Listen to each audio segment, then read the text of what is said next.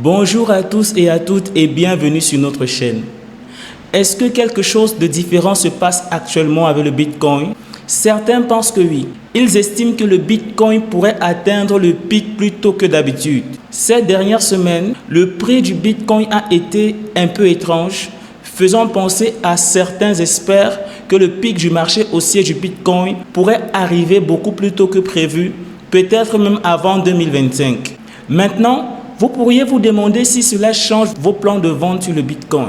Eh bien, regardons de plus près cette nouvelle situation et explorons ainsi quelque chose de prometteur qui pourrait nous aider à nous décider quand vendre. Cet indicateur a été assez précis dans le passé, donc ça vaut le coup de le vérifier. Mais avant de continuer, prenez quelques secondes afin de vous abonner à notre chaîne, likez la vidéo si vous ne l'aviez pas encore fait et activez la cloche de notification pour ne rien rater de nos prochaines vidéos. Une fois que c'est fait, retrouvons-nous pour la suite.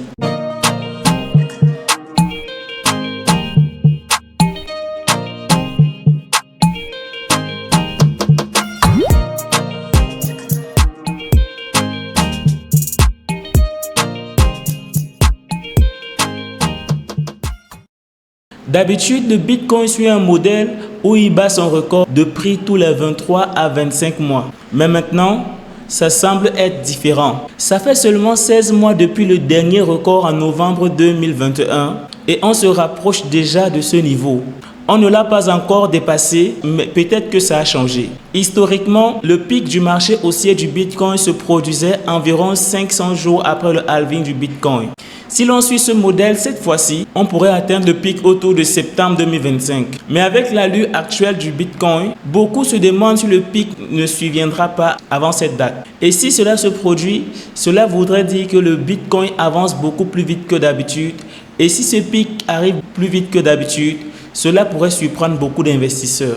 La principale raison de toute cette agitation et de ce changement est le lancement du spot Bitcoin ETF. Cet événement a attiré l'attention de grandes entreprises telles que BlackRock ou Fidelity et même d'autres gros acteurs de Wall Street qui se sont joints à l'action. Leur participation a déclenché une augmentation de prix sur 6 mois consécutifs, ce qui a un peu bouleversé le marché. Ainsi, le secret de cette hausse rapide est la motivation et la participation des grandes institutions financières. Beaucoup plus d'argent que prévu a afflué vers les ETF Bitcoin, créant ainsi une énorme demande avec les gros investisseurs de Wall Street qui achètent du Bitcoin à des rythmes vraiment rapides. Parfois, ils en achètent même 10 à 14 fois plus que la quantité quotidienne de Bitcoin. Les gens qui détiennent du Bitcoin depuis longtemps, ceux qui ont traversé des périodes difficiles du marché baissier, gardent maintenant fermement leurs pièces. La plupart de ces pièces n'ont pas bougé depuis plus d'un an, surtout pas avec les prix actuels. Ils ne semblent pas vraiment vouloir vendre leurs pièces. Et ajouter à cette situation le prochain halving du Bitcoin en avril, c'est comme jeter de l'huile sur du feu. La question qui se pose donc maintenant est de savoir si les ETF Bitcoin peuvent perturber le cycle habituel.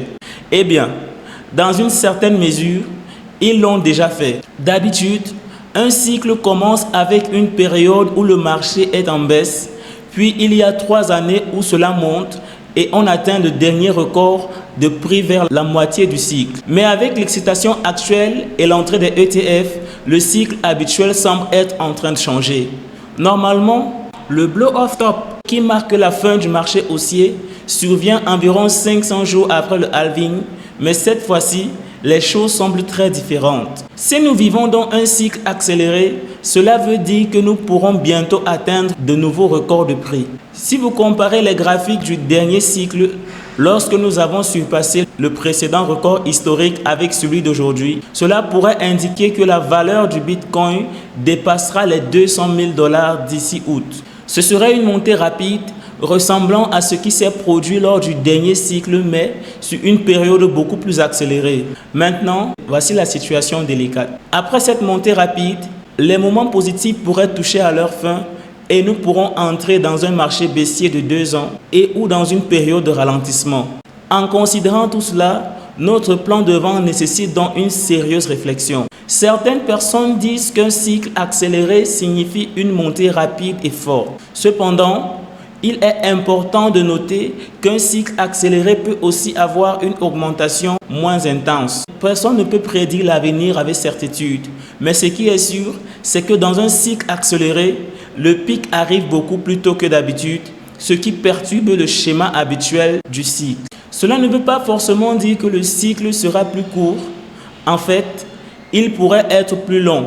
Atteindre un nouveau sommet plus tôt que prévu ne dit pas tout sur le déroulement du cycle. Cela pourrait encore aboutir à une période très positive avec un cycle relativement normal, voire même un cycle décalé vers la droite, ce qui signifie un cycle plus lent qui dure plus longtemps que prévu. Ainsi, la principale leçon à retenir est qu'un cycle accéléré ne concerne pas seulement la rapidité, il concerne aussi le moment où le pic arrive par rapport au cycle habituel. Avant de commencer à vous inquiéter, souvenez-vous que ce que nous avons abordé n'est qu'un scénario parmi tant d'autres. Les événements pourraient se dérouler de façon différente et nous pourrons même connaître un cycle qui se décale vers la droite avec un pic n'arrivant qu'en 2026. Imaginez la surprise si tout le monde attend de vendre en 2025 et que le pic survient plutôt l'année suivante. L'essentiel ici est d'être prêt pour toutes les éventualités et de planifier en conséquence. Les gens débattent avec passion sur toutes sortes de prédictions, mais en fin de compte, vous devez prendre vos propres décisions et être prêt à toute éventualité sur le marché. Jusqu'à présent, nous nous sommes concentrés sur les temps comme indicateur pour le sommet du marché, mais il y a de nombreux autres facteurs à considérer, comme le P-cycle top qui pourrait donner des signaux en 2024. Il est tout à fait normal de se sentir incertain en matière d'investissement car il n'y a aucune certitude. Cependant, nous ne sommes pas totalement dans le flou. Lorsque vous investissez, prenez un peu de recul et examinez les modèles de performance du Bitcoin. Donc, malgré les incertitudes, on peut raisonnablement supposer que le prix du Bitcoin en janvier 2025 se situera entre 35 000 $ et 200 000 $. Et oui, pour répondre à notre première question, la possibilité d'un cycle accéléré est devenue plus probable, surtout avec l'arrivée des ETF et d'autres choses. Cependant, il est important de noter que le cycle accéléré n'est pas la seule option possible et ce n'est même pas ce à quoi on s'attend par défaut. Alors, que devez-vous faire avec votre temps de vente si vous avez l'intention de vendre du Bitcoin pendant ce cycle? Vous devez faire des ajustements. D'abord, gardez à l'esprit que lorsque le Bitcoin va atteindre son sommet, les 2 à 4 semaines suivantes pourraient être le moment idéal pour maximiser les gains de vos autres cryptos avant le début d'une période baissière. Mais en ce qui concerne votre plan de vente, tout dépend vraiment de votre stratégie initiale. Par exemple, si vous avez envisagé de vendre petit à petit 5% de votre Bitcoin chaque mois pendant 24 mois ou 18 mois après avoir dépassé les nouveaux sommets, cela pourrait être moins avantageux si le cycle accéléré atteint son pic en août. Dans ce cas, il pourrait être sage de prendre davantage de profit tôt. En fin de compte, c'est important de rester flexible et d'ajuster votre stratégie en fonction des changements sur le marché. Personne ne peut prédire l'avenir, donc avoir un compte qui s'adapte à différentes situations est très important. Continuez à observer les indicateurs, à suivre les signaux du marché et rester informé.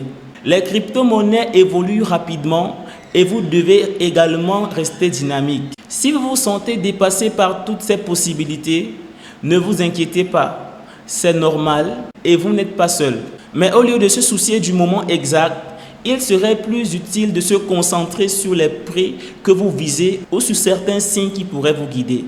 Une idée intéressante serait de suivre une stratégie où vous achetez ou vendez régulièrement à certains prix plutôt que de tout faire en une seule fois. Par exemple, vous pouvez commencer par vendre 5% de votre Bitcoin chaque semaine après qu'il ait atteint 100 000 $.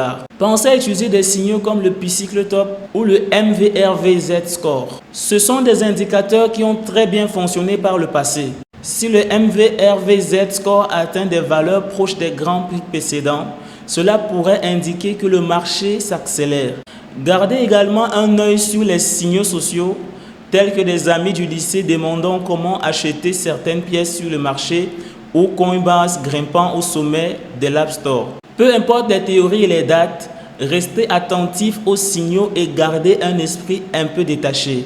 Réagissez surtout aux signaux dès qu'ils se manifestent, car ils seront très évidents une fois que le marché se retournera à la baisse. Restez donc vigilant et conscient des signes qui se présentent à vous.